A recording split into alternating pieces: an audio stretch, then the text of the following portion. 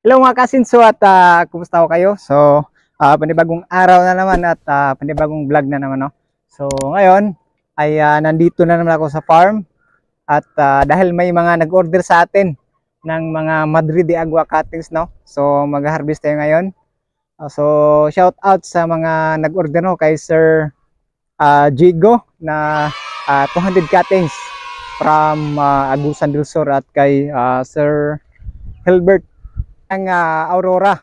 So 100 cuttings din yung order niya. So ngayon, samahan niyo ako mag-harvest guys. So let's go. At ito na nga yung area kung saan tayo mag-harvest ngayon ng mga Madrid de Agua mga kasinso, no? So apat na parte itong mga tanim kong Madrid de Agua. So dito lang muna tayo mag-harvest ngayon kasi 300 cuttings lang naman yung orders, no? So, ang kagandahan dito sa Madrid de Agua mga kasinso ay napakabilis lang nilang tumubo at napakabilis na dumami. At kung mapapansin nyo, malalaki talaga yung mga dahon. So, pag malalaki yung mga dahon, mabilis dumami. So, mas marami tayong may papakain sa ating mga alagang hayop or livestock. At ang isa pang sikreto ko dito mga kasinso kung bakit mabilis lumaki at dumami yung aking mga tanim na Madrid de Agua ay binibigyan ko from time to time ng organic na fertilizer which is yung rabbit manure, no? So yun yung isa sa mga fertilizer na binibigay ko sa aking mga pananim dito. At di na tayo kailangang gumastos ng fertilizer kasi nga marami tayong rabbit na inaalagaan sa farm. At sa pag-prepare naman ng mga cuttings mga cousins, ano? So, yan. Kadalasang binibigay ko sa aking mga buyer o sa aking mga kliyente ay yung sakto sa gulang na talaga. So, yung ibang mga cuttings na pinapadala ko ay may mga ugat na yung iba.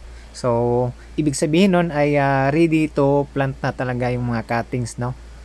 At yan para madaling ma-identify ng ating mga buyer at hindi sila magkakaproblema sa pagtanim ay so may dalawang cut tayo, no? Yung naka-slanting na cut, yun yung ibabaw natin sa lupa at yung flat na cut ay yun yung bandang ibabaw para hindi malito at hindi mabaliktad sa pagtatanim nila.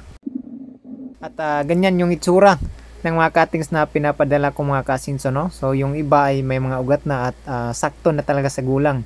So mas para sa akin prepare ko yung cuttings lang kasi less yung shipping fee kumpara sa yung mga may rooted na or nakapat, medyo konti lang yung may papadala kasi medyo mahal sa shipping fee.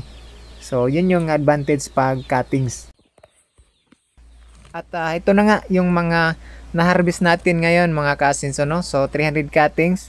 Yung 200 cuttings ay may free ho yun na 15 cuttings at yung 100 cuttings naman may free din na 8 to 10 cuttings. At yung mga dahon na pinagharvestan natin mga kasinso ay syempre papakain natin sa ating mga alagang livestock dito sa farm, no? At ito yung mga kagandahan, no? Pag may mga tanim tayong alternative feeds mga kasinso, no? Katulad ng Madrid de Agua. So may extra income na tayo at the same time nakakatipid tayo sa feed cost ng ating mga alagang livestock. At sa mga hindi pa nakakaalam tungkol sa Madrid de Agua or Tricantera, so ang Madrid de Agua nga pala mga kasinso ay may 15% na crude protein at may 15% din na fiber. At 4% naman na calcium which is napakaganda para sa ating mga alagang hayop o livestock. Kaya good as feeds na ho yung mga dahon na ito. So isa pang kagandahan dito is organic. Kaya malaking tulong ito dito sa ating farm lalo na sa mga backyard racers, no. At, lahat po ng hayop ay pwedeng itong ipakain nitong Madrid de Agua, no. So, pwede ito ipakain sa mga baboy, manok, itik, pabo, karnero, yung kambing, yung kalabaw, kabayo, at saka yung baka.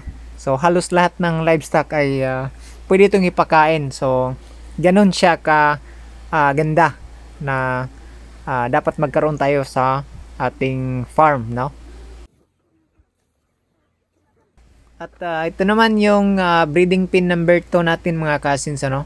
So dito sa ating farm ay may tatlong breed tayong inalagaan na mga free range chicken mga cousins, ano?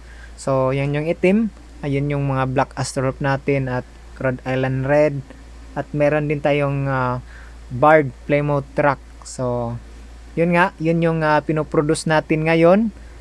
Good for organic meat and brown egg production. So dual purpose tayo sa mga manok na ito mga cousins, ano? At ito na nga mga cousins, ano? Ready to ship na ho tayo. Naka separate na yung mga orders ng ating mga buyers. So ayan, kung makikita nyo ay may mga ugat na talaga yung ibang cuttings na pinapaship natin. So sinisigurado talaga natin na tama yung ating pinapadala, nang sa ganoon ay may mga marami tayong repeat buyers, no? At ito na nga mga cousins, no? Nandito na tayo sa GNT Express. So mula pa noon ay GNT Express na yung ating partner sa pagpapaship ng ating mga products. So pwede siyang i-door to door, no? So yun mga kasinso, at sana po ay may mga natutunan na kayo sa araw na to. At see you next vlog, at ingat po kayo palagi. Bye guys!